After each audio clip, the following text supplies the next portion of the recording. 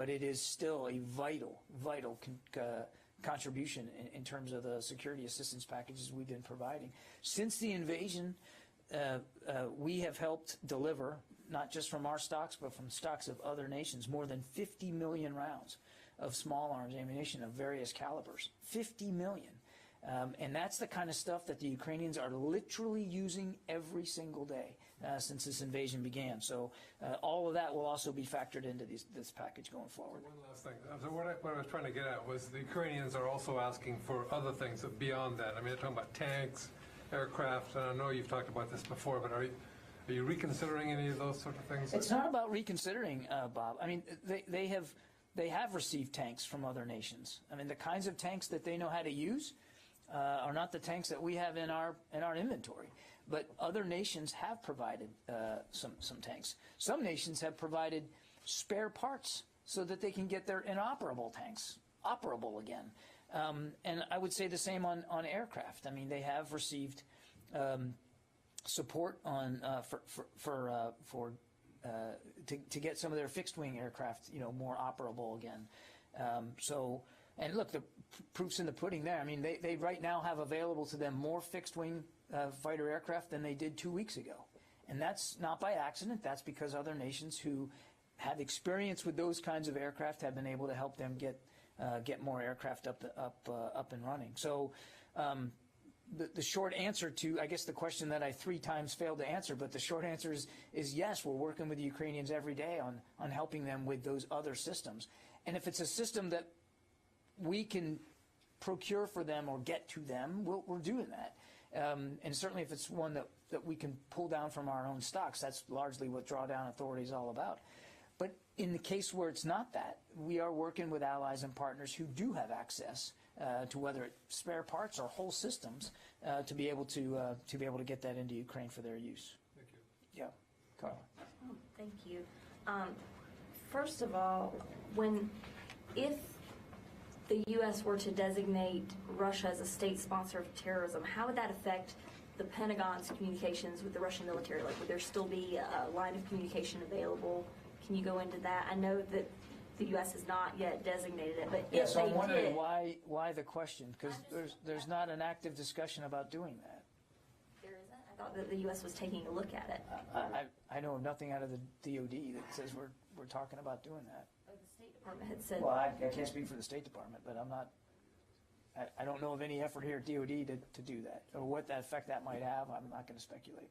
Okay, and then if you would, can you give us an update on the Pentagon's assistance on collecting evidence for war crime accusations? How's that going? We are part of a larger interagency effort that is helping to provide documentation and evidence to support what we have long believed are credible claims of war crimes by Russian forces.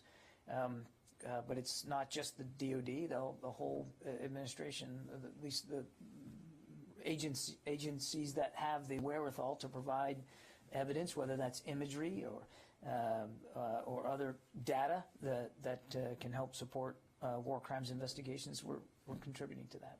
Yeah. Hi, John. On the howitzers, is there a sense that the Ukrainians will quickly need additional artillery rounds? I know the U.S. is going to send 40,000, but if they have a sustained fight, you could go through those 40,000 pretty quickly. How open is the door to quickly getting more artillery rounds to Ukraine? We've said many times it's about supporting Ukraine as much as we can, as fast as we can. And while I don't have any future shipments to speak to today, I think you can assume that should there be additional need in the future for more 155 artillery rounds, the United States will be right at the front of the line doing what we can to help get them there. And then on the visits recently, Spain today, Poland. Spain was a phone call. Or phone call, and then Poland tomorrow, and Czechoslovakia. How much of the conversation now is about the future and maybe having an increased U.S. troop presence in Europe because of the threat, or is it very much still presently focused on Ukraine?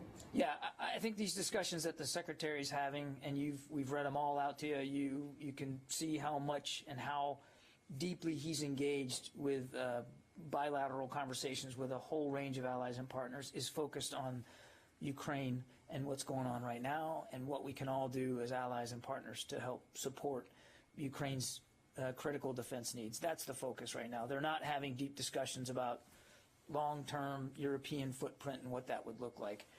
We are having initial discussions here in the building about long-term posture. It would be foolish for us not to, given that we know the security environment in Europe has changed. But in terms of detailed negotiations with other countries about where that footprint might be rotational versus permanent, or what the size might be, we're just not there yet. Were they bringing up any requests? Are they broaching the topic at all with the Secretary? I won't get into more detail in these conversations than what we're putting out in the readouts, but I don't want to leave you with the notion that deep negotiations and discussions about footprint is a predominant part of these discussions. Does it come up coincidentally sometimes when he's talking? Depends on the nation and their willingness to host U.S. forces. Sure, it does, but it's not. They're not diving deep into that and looking at the map and deciding where we're going to put troops and how long they're going to stay. That's just not part of the conversation right now. Some of the original units that were deployed in February, March to respond to Ukraine have been extended.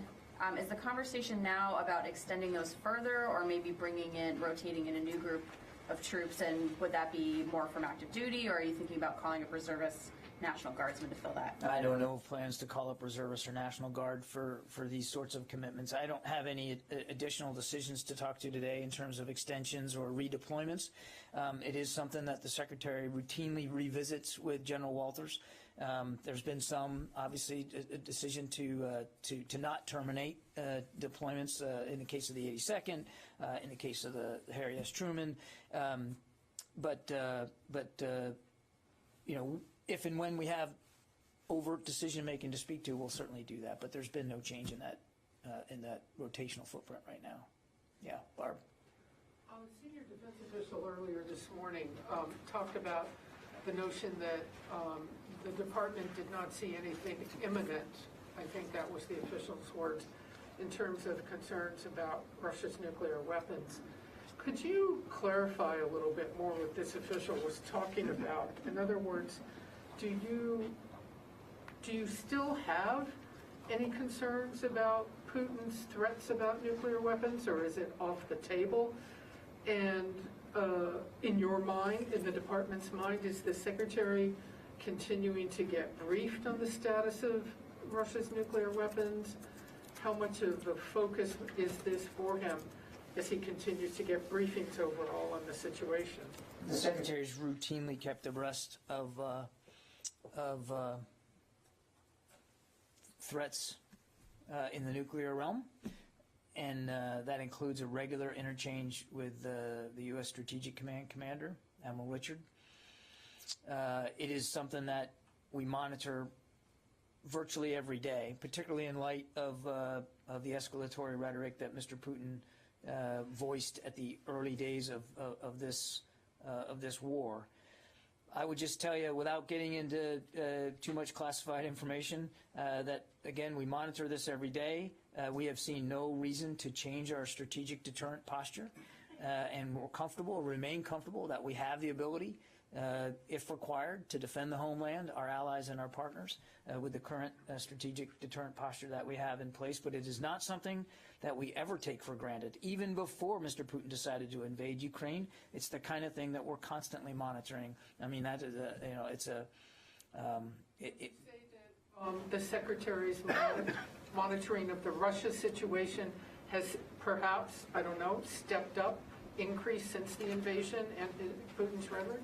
I think clearly we took note of what Mr. Putin said in the early days of this invasion. I think it's also important to add that there hasn't been a lot more of that rhetoric following that initial salvo in the early days. But yes, look, in light of what's going on in Ukraine, and certainly in light of the early rhetoric, we are actively monitoring every single day. And even today, the Secretary remains comfortable that we have an appropriate strategic deterrent posture in place, and there's no need to make any changes to it. Quick follow-up on a different subject, going back to Bob's very first question, I think. You said that you have a training plan for the artillery and that you were beginning to execute it. So can we conclude from that that training has begun? No, you cannot. Because it hasn't. Training has not begun? No. Thank you. But I think we'll be making progress here in very short order. Tom? Thanks, John. Good afternoon. 2 questions, please. On the unmanned coastal defense weapons that are being sent over, without getting into any security details, are there mechanisms to prevent them from, if they're captured by the Russians being able to reverse engineer them? That's my first question. I don't even know how I could answer that question. I mean, we're going to give these capabilities to the Ukrainians so that they can use them to help defend their coasts. That's our focus. That's our attention right now. I'm not going to talk about a hypothetical capture by the Russians and what that would do or what that would mean. Okay. Well, it might be something that happens as hypothetical in wartime. You plan, but I know, Tom, but we could hypothesize all day about things that haven't happened and might happen, and I just don't want to. I don't think that's a good use of our time. Okay, how about this one? My second question. In the inventory that we're sending over, how many systems like the howitzers or artillery are close enough for the Ukrainians to train on, and how many things do we have, like you just mentioned, like the tanks? Our tanks are not even near what they can do. Would you say most of the stuff we send over the Ukrainians can use without training, or how limited? Yes. Yeah, okay. Yeah, I mean, and that's been the case over now more than $3 billion worth of material and assistance. The vast majority has required no additional training by the Ukrainians. I mean, let's just take a look here, right? We did a little bit of training on the Switchblade because that's not a UAV they know how to use. It's also not a very difficult one to use. We're going to get some training for a small number of Ukrainians on the howitzers and the 155 artillery because they don't use that caliber and they don't have in their stocks American howitzers. But as I said the other day, artillery pieces are not all that radically different from one another, and we don't think it's going to take very long for them to go through the training on that. We're looking at the degree to which we need to familiarize them with these radar systems, these portable radar systems that we're going to flow over. We don't have all that nailed down yet, but we're looking at that. We also don't think that's going to require a whole heck of a lot of time. And we have already done some training with the Ukrainians that were here in the States before, who got the Switchblade training, also got training on these coastal defense systems. So they are ready to receive those. We're doing the best we can to focus on, A, the kinds of capabilities we know they need and that they say they want and are using. B, secondary to that, to try to get them systems that they don't need a lot of startup time for, that they can put in the field almost immediately. And short of that, where we can't meet one or two, to be able to provide some level of familiarization and or training as required. But as I've said many times, we know that time is not our friend. And the clock is a bit of an enemy here too. So I think we can be forgiven for wanting to make sure that we get stuff to them that they can use quickly and effectively in the field. And if there is a training component, that it can be as short as possible, so that they are not distracted by the fight they're in terms of training and education. Yeah. In the back. Thank you, John. In Ukraine, everyone's attention, everyone's thoughts are about the situation in Mariupol on Azovstal plant right now, and about Ukrainian military and possibly civilians blocked there. So could you share your understanding of the situation there? And secondly, what's your assessment about the strategy Russia might use there? You're talking about Mariupol? Yes, sir. Look, as you know, I'm careful not to detail battlefield tactics here because we're not on the ground. And so our visibility is, quite frankly, somewhat limited. Our assessment is that Mariupol still remains contested, that the Russians have not taken it, that the Ukrainians are still fighting for it, that there has been a lot of devastation in Mariupol caused by the airstrikes and the artillery strikes, that the Russians continue to rain down on the city. The Ukrainians obviously want to keep Mariupol, and for good reason. It's their city, and they're fighting bravely for it. I'm not going to speculate about how much longer it will hold out, and frankly, we're not willing to accept what some critics say is the inevitability of it falling. They didn't take Kyiv either. They didn't take Chernihiv. And the Ukrainians continue to fight over Mariupol. Now, look, why the Russians want it, again, I'm not inside the strategist heads there in Moscow.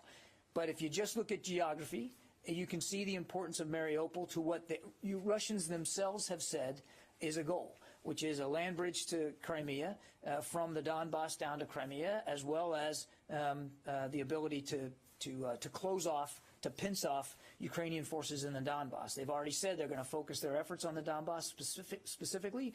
This is an area of the country that they have been fighting over for 8 years, and the Russians have said themselves they're going to prioritize that. If that is your geographic goal, then there is a logic that follows that Mariupol could be important to that because it lies at the southern end of that part of Ukraine.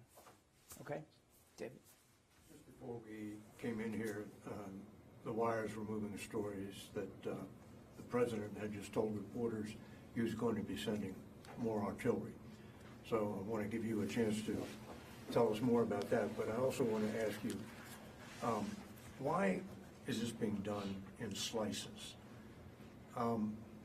If you knew when you did the 18 howitzers that wasn't going to be enough, why wait another week if, as you say, time is working against you? Because time is working against us, David. I mean, so first of all, a couple of things. One, everything we're sending is a result of iterative conversations that we're having with the Ukrainians, literally in real time, about what they need and what we can provide. And we do the best we can with each package to tailor it to the need at the time. And now the need has changed because now the war has changed because now the Russians have prioritized the Donbass area, and that's a whole different level of fighting, a whole different type of fighting. And last Wednesday was when the president announced $800 million to include 18 howitzers. And we never said at the time, David, and I'm not saying today, and you heard the president himself today, that that's the end-all, be-all, sum total of everything we're going to do. We have said, and we've acknowledged, that fighting in the Donbass is going to require an effort for both sides on long-range fires, which means for both sides artillery. We've noticed that the Russians have moved in artillery support into the Donbass, and it follows that the Ukrainians would want artillery support. I don't have any future packages or shipments to speak to today. You know that I'm not going to get ahead of that. But as I answered to Tara, it is certainly within the realm of the possible that the Ukrainians will want additional artillery systems and additional artillery rounds, and we will have those conversations with them. And we will, if that's the need, we'll do everything we can to meet it. So last week, the Ukrainians told the United States, we only need 18 howitzers. No. Only need 40,000 rounds. No. They said they needed artillery support. And just like in every other package, we take a look at what capabilities they're asking for. What do we have immediately in the inventory that we can get there quickly? And what we came up with in this package was 18 howitzers and 40,000 rounds. But it doesn't mean it's the sum total. And to your question about why we're slicing this, I find that interesting because if we were to, let's just say that we followed the alternative logic, and at the very beginning of the invasion, we just said, here's everything in the shoebox, let's just send it over there. Well, what if everything in the shoebox doesn't fit the fight that they're in? So you tailor each package based on the fight that they're in and what's going on at the time. You also have to tailor your packages, David, on what they can absorb on their end.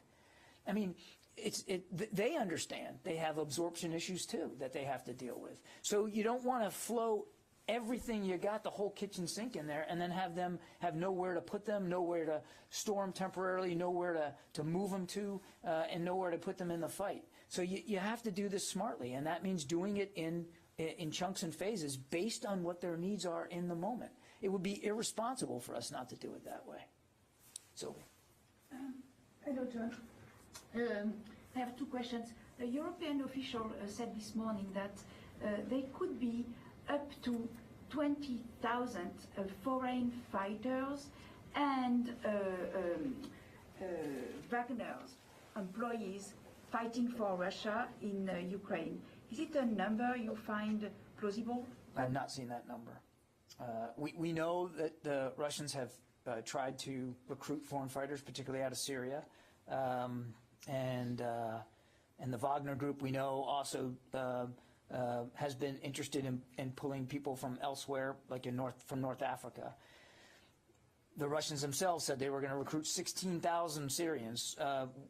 We don't know whether they actually achieved that goal or how close they got to it, and how many foreign fighters there might be in Ukraine. We just don't have a good count. And you said earlier that the Ukrainians have now more fighter aircraft than they had 2 weeks ago. Can you give us More an idea? operable fighter aircraft than they had 2 weeks ago. So can you give us an idea of did they receive more, and an idea of how many dozens?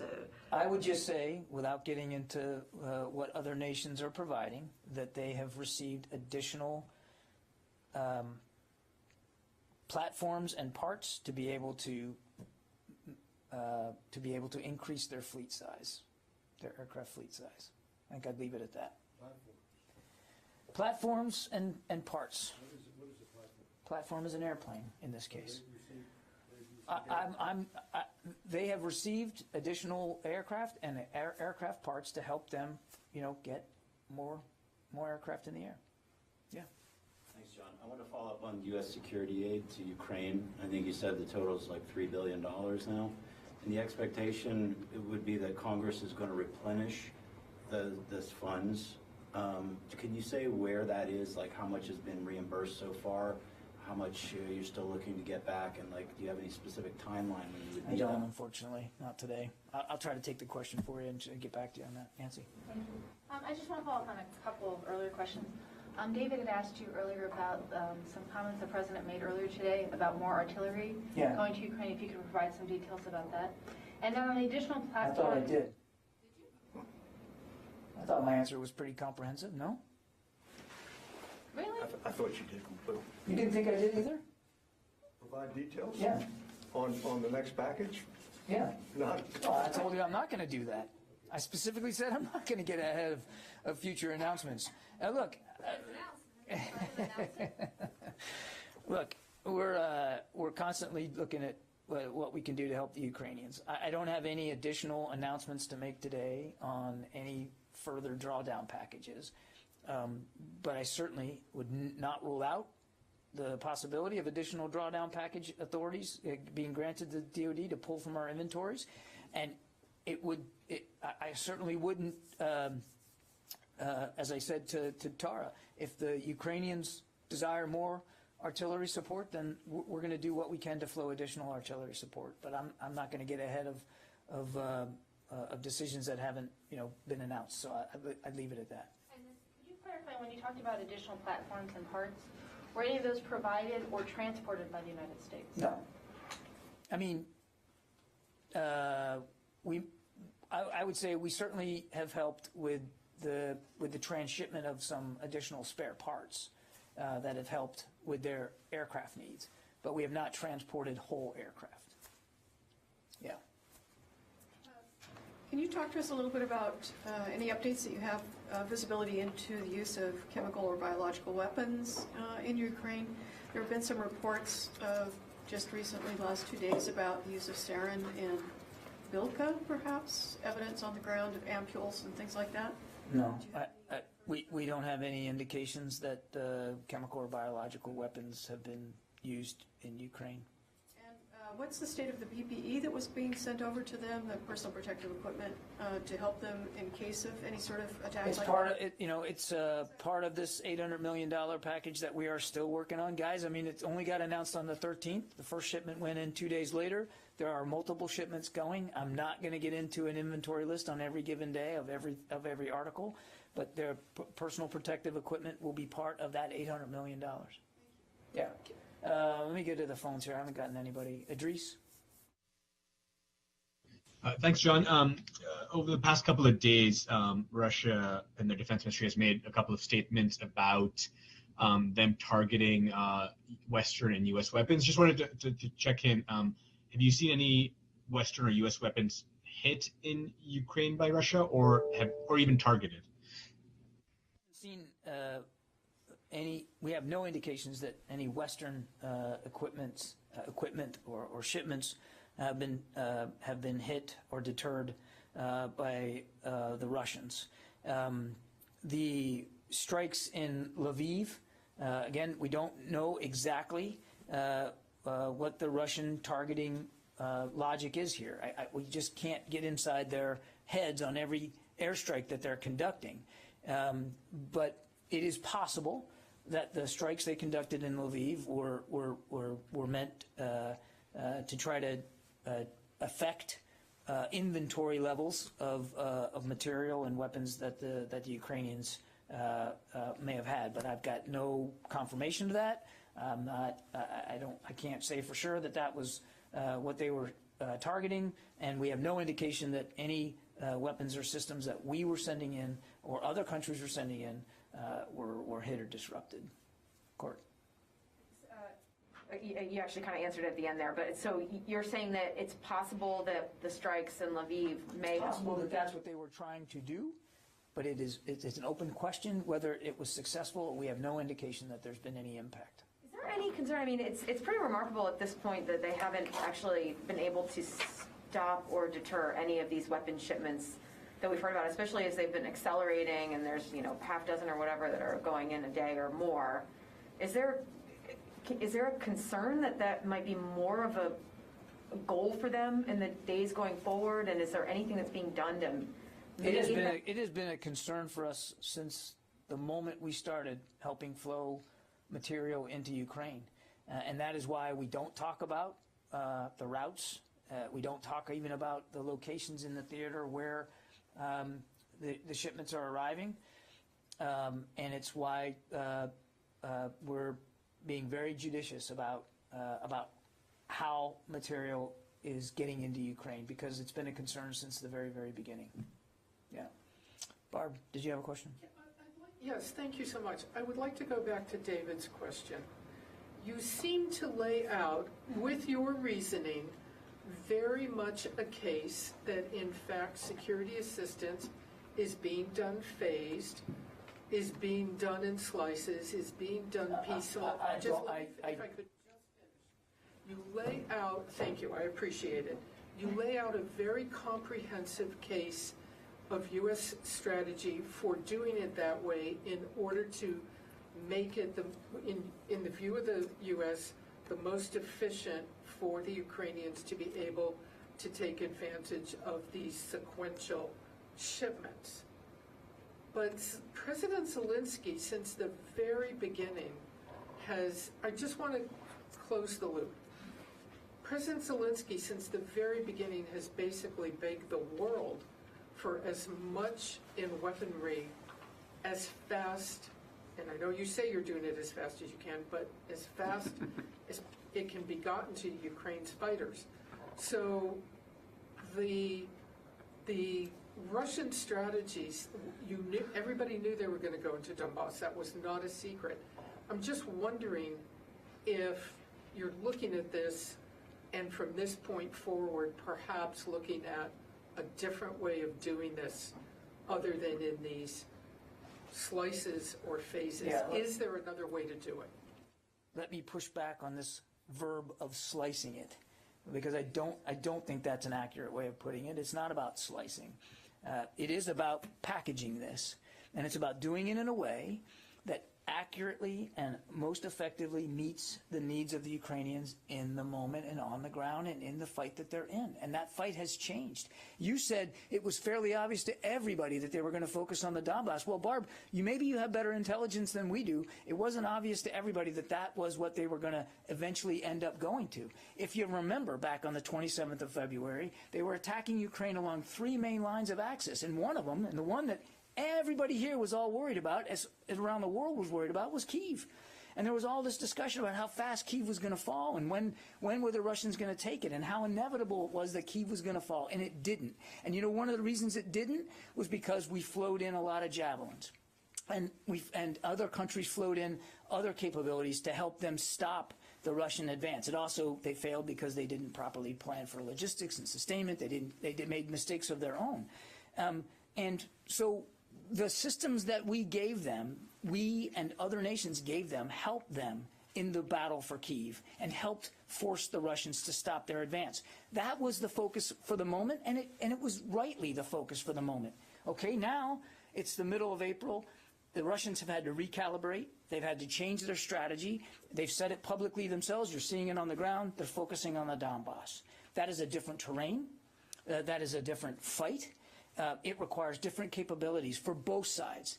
And so in our iterative conversations with the Ukrainians, they have said, now that we're focusing on the Donbass, now that we know that's where the fight is coming, we really need fill in the blank, right? And artillery was one of those fills in the blanks, and so that's why we're focusing on this. And that's the right way to do this, because the war does change over time, and it would be foolish for us to just throw the kitchen sink at them and then not have any flexibility as the war changes to make changes in the moment. Now, I understand President Zelensky wants as much as he can, as fast as he can, too. I mean, his country's under siege. It's under attack. I perfectly understand that. But we've got to make sure that we're helping him in the most effective way, and we believe we are. And we'll see what what future packages look like, but I guarantee you, whatever they look like, they're going to be tailored based on the Ukrainians' needs in the moment and what they most require. Do you feel that Ukraine can continue to wait while the Pentagon and the suppliers that you work with around the world can contemplate these moments as they emerge? I'm just asking if there's a different way that you might be thinking about doing business. We're always wanting to improve. I mean, nobody's going to stand up here and say we do everything perfectly every single time. And if there's a way to get more stuff there faster, we'll stay open to that. Absolutely. Nobody's boasting here. Nobody's patting ourselves on the back. But let me just stress again the incredible speed and scale with which material is getting over there. In recent memory, in recent history, truly unprecedented, and that is not an exaggeration.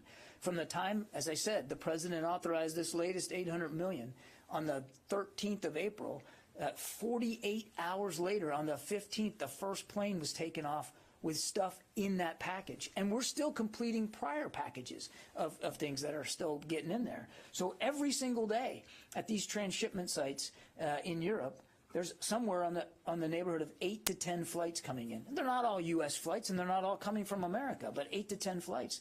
And every single day, Barb, that material is getting put on pallets and put on ground delivery transportation means and getting into Ukraine via a various amount of routes. But a week ago, you knew that Donbass was the target. You might not have known. And a week ago, we were talking to the Ukrainians about what they would need as that fight was following up. Well, you're going to say that you won't answer this, but go ahead, try me. Yeah, I will. Have they laid out to you, even if you don't want to say what it is, have they laid out to you the next phase of what they think they need? And are you hearing that they are satisfied with a phased approach? If not sliced, it is phased.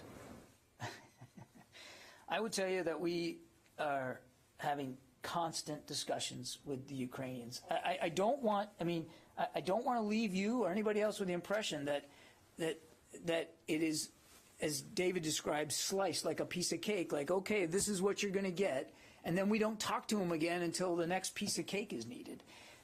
We're talking to them all the time. So even after we arranged for this $800 million security package, in fact, even as that discussion was going on and those decisions were being made and the sourcing was being done, we were having discussions with Ukrainians about future needs and what that might look like. And those discussions have happened since the 13th of April, and we'll see where it goes. I'm not going to get ahead of decisions that haven't been announced yet. But it is a constant conversation that we're having with them. It's not just slice one and be done and wait for the next one. And we hang up the phone and don't talk to each other for a few days until there's another acute need. That's not how this is going. It's a constant conversation. Yeah. Thank you. Go ahead. Thank you so much. My question is also about the U.S. security assistance to Ukraine. So as you mentioned, if there is a additional request from Ukraine for additional weapons. So how could U.S. Manage and balance between the security need for Ukraine and the risk of escalation in light of Russia's threat to destroy Western weapons? I don't know if I completely understand the question, but if you're asking me how we're... Between the risk of escalation and Risk the of security. escalation. Yeah, look, I've talked about this before. I mean, our main focus is on helping Ukraine defend itself. And that means talking to them about what their needs are. And if it's a need we can meet, or we know somebody else can meet, we'll do that. The Secretary's literally on the phone every day talking to allies and partners, including this day, and will include tomorrow and Thursday and Friday to talk to allies and partners about these needs. And if it's a need we can't meet, or we can't meet soon enough, then maybe an ally or partner can. And he's having those active discussions literally every single day. And look, of course, as the Secretary of Defense, he has to think about escalation management. That's his job. It would be irresponsible for him not to. When you're talking about a guy like Mr. Putin with his reputation and the fact that he has nuclear capabilities, and also has a significant amount of combat capability still available to him in Ukraine. It would be foolhardy. In fact, it would be, again, I said, irresponsible if we weren't also thinking about escalation management. So that's a balance that the Secretary has to strike every day. But the focus is and will remain on helping Ukraine defend itself. Yeah. John, on Russian resupply efforts, there was discussion yesterday that Western sanctions were hampering precision-guided munitions. President Zelensky mentioned that was broader than maybe even helicopters and other type of equipment.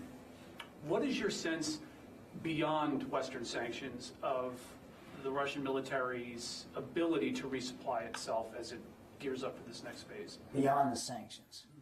Well, and including sanctions as well. I mean, it's, you know, generally its ability to resupply itself. Yeah,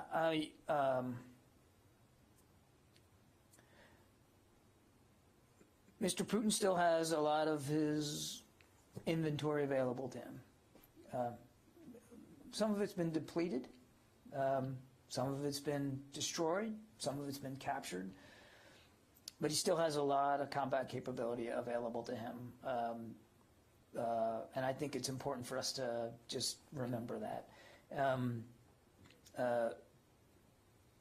I couldn't tell you, I don't know specifically what concerns they might have in Russia about supply chain issues and their own defense industrial base and how well it can replenish the inventory that he's gone through. But one would have to assume that they're thinking about that, because even though they have a lot left to them, they've gone through a lot. And it's our belief that some of the sanctions levied against Russia will have a downstream effect on their ability to procure certain items and components to help them with their inventory and their stocks. Precision-guided munitions is a good example of that. But I don't want to overstate that right now. Mr. Putin still has quite a bit of combat capability and inventory available to him. And a couple of months ago, ahead of the initial invasion, there was an awful lot of talk about the consequences of the weather and freezing. And as this phase in the Donbass begins to ramp up, what's your sense of what Russia's capability could be, given that we're well past the ground freezing there, and the inability, even with the ground frozen, for them to maneuver outside of roadways? Yeah, I think it's weather's always a factor in war, and the spring weather it has we know it's been a factor for frankly for both sides, even just this week. The ground as it is makes it harder for them to operate off of paved roads and highways.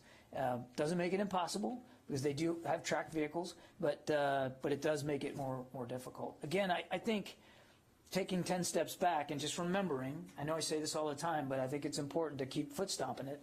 This is an area of Ukraine that they have literally been fighting over now for 8 years. Both sides know the terrain. They know where the roads are. They know where they're not.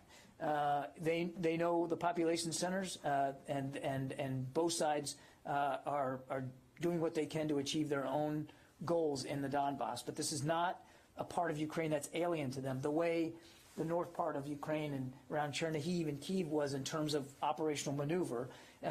This is a part of Ukraine that they understand well.